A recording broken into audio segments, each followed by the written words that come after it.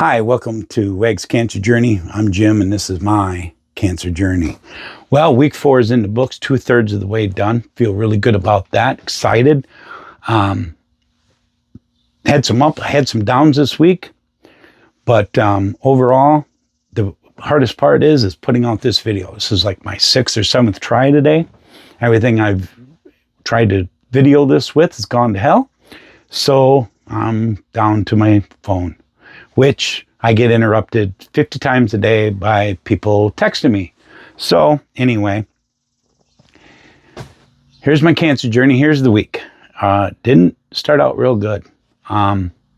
Differences between last week and this week. Definitely swallowing. Stamina. The amount of naps increased, the number and the distance. 2.5 hours naps now are regular. Where, gosh, if a guy laid down for 20 minutes, that was a long time. Now it's 2.5 hours, and they're coming more often. You got to be careful when they hit 2. You're done. Lay down. Put your tools away. Whatever you're doing, it's time for a nap, and you nap. Still able to mow grass. Mowed grass in town. Mowed grass out here. Got some chores done. Did a little work on my boat. But you got to be careful. You got to know that you're getting close to hitting your wall. Maybe you're not drinking as much water as you're supposed to. So you got to. You got to stay hydrated, and you got to keep moving that way. So the week was an interesting week. Week 4, I didn't know what to expect. I was hoping it would be more like week 3, and for the most part it is. But my throat's raw. I got more sores. They're all over, and they heal up in a day or so, and then more breakout in other spots. So it's just constant blisters from the radiation.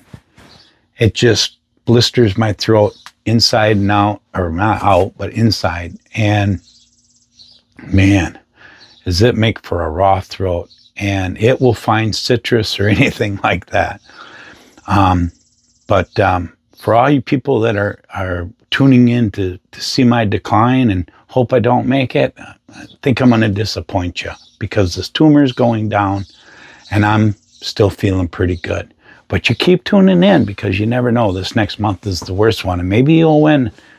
And most of you are family that are in that corner, but that's fine. I'll get through this. So let's start with Monday. Didn't feel real good Sunday. Went in Monday. Didn't feel real good. Drove in. Got my radiation. They sent me down to Dr. Burr. She knew right away. She says, "You don't feel good. You look like you're a couple quarts low." I said, "I'll be fine." Went down. Dr. Burr said the same thing. "Can't let you leave." Put a couple bottles of IV in me. I slept. I didn't get out of there till after 11. I was sleeping the whole time. But I needed more sleep. And they woke me up and said, "You're done. Go home." So, okay, went home. Was not a good drive. If I wasn't a truck driver with 2.75 million miles under my belt, I'm not so sure I'd have made it. I increased some following distances, set the cruise at a handful of miles an hour, less than what I normally would. Just tried lane control and staying awake. Lane control, staying awake. Lane control, staying awake. Made it home. Bleep, bloop, slid that baby in. Beep, boop. Home. Good. Went in, sat down, 2.5 hours. Out. Don't remember anything. Got up. Oh, I'm home. That's good.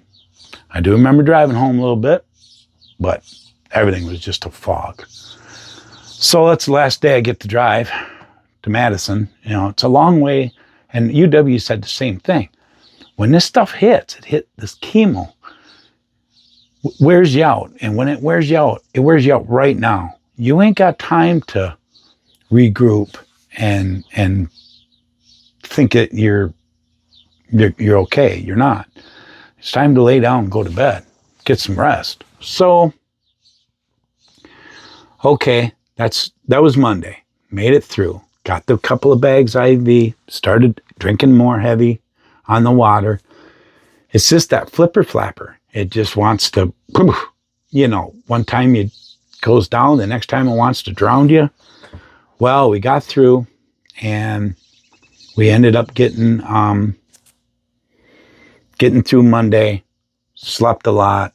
Tuesday morning, I woke up, I hit the floor, felt like $1,000,000. Feet hit the floor, I was going. We got to radiation, in and out, no problems. Went home, got some stuff done around the house a little bit. I mean, I had energy, wasn't that big a deal. Nighttime comes really soon, 7:30. You're done. It's like, time to lay down, go to bed. So get a good night's sleep. Wednesday's chemo day, big day. So we got up. I felt great. Feet hit the floor. I was feeling good. They talked about numbness in your hands and feet by now. Very, very little bit of it. Just a little bit on the tips of my fingers and the tips of my toes. Other than that, I feel great. So we went to chemo, got my IV, went down, got my radiation, back up for chemo, and that went real well. Girlfriend was able to come back and actually see the procedure. And so we got to converse, and I met a new member of my team. Heather works with speech, which with anybody that knows me that knows I don't have a problem with speech. The problem is it's shutting me up. But I can still talk. It hurts. But it's the swallowing. She had a shit ton of exercises that a person can do and get through all this, and it'll help keep your flipper flapper strong. So when you do eat, it goes down the right hole instead of going down the wrong pipe-a-lator and trying to kill you. Because when it does go down the wrong pipe-a-lator, that's where the problem really starts. And she told me, and here's your 10-cent word of the day, and this is her contribution to my channel, is a 10-cent word of the day. If you stick around, there may be a bonus 10-cent word of the day. But the flipper flapper, she told me that is called the epiglotis. And the epiglotis is what decides what direction food is going to go down your throat, or is it going to go into your lungs. And that is the one thing that can be really stressed in this therapy. So I'm going to call it the flipper flapper because that's what I know about. So the flipper flapper, it causes the coughing, which you already have a sores, and it'll pop sores from the extreme coughing and bringing up a real heavy phlegm from all the dead cells in your throat, and it just gets worse, doesn't heals. So you get it calmed down a little bit, take another drink, goes down the wrong hole, repeat. And the next month, 2 more weeks of radiation, 2 weeks after, because that radiation stays with you. So does the chemo drugs. That's going to be the worst part. So we're about to hit the worst part of this journey. The embrace the suck part of the journey starts now for the next two weeks of radiation and the 2 weeks after, before you slowly start going up. So all you people that want to see me in a 3-gallon Ziploc bag by Thanksgiving, stay tuned.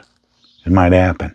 She also gave me this real cool stair step that kind of helps you manage your decline by what you can eat. It starts out with eating regular things like bread, chicken, apples, all the way down to the bottom where all you're doing is having water, broth, and milk. Well, we're a long way from the bottom, but we ain't quite at the top rung anymore. I'm going to say I'm on rung 5, which is soft proteins and cooked vegetables, things like that. The biggest problem is, and I apologize to everybody out there in YouTube land, I can't wear my bottom denture today because I got so many sores in my mouth that it just irritates too bad. I don't think I could chew through a burger anymore or a piece of steak. But I could like some canned chicken or tuna, things like that wouldn't be a problem. And that's where I'm at.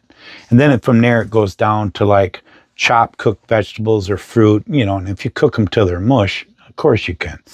Ground meats, like maybe, manwich or something, or a baked potato. I'm not there yet.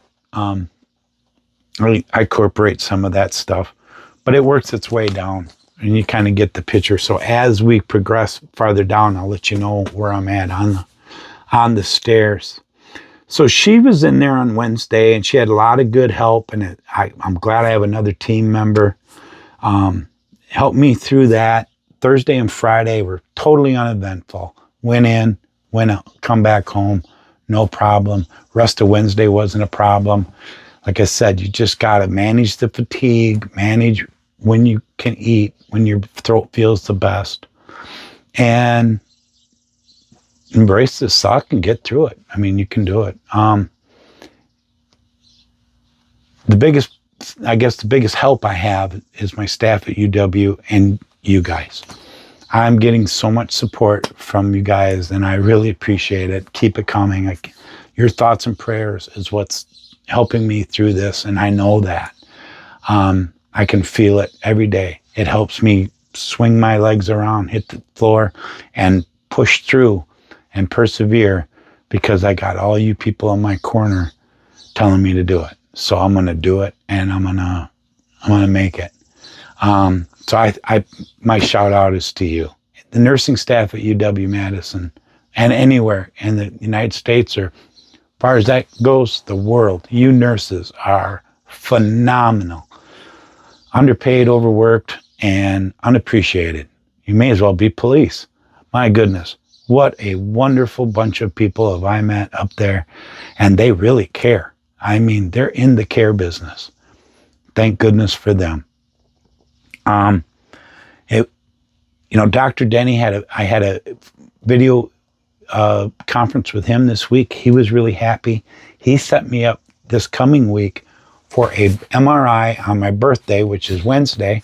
I will be 60. I'm going to be doing radiation, chemo, and now a CAT scan, not MRI, CAT scan, because the tumors have gotten so small, they want to zero in on their radiation to pinpoint everything. So Wednesday, my birthday, is going to be a pretty big day. Get done with that. Big shout out to him. He's on top of everything. Everybody, I'm being well taken care of, okay? So my friends, my family out there, whether you're rooting for me not to be or rooting for me to be, I am doing well.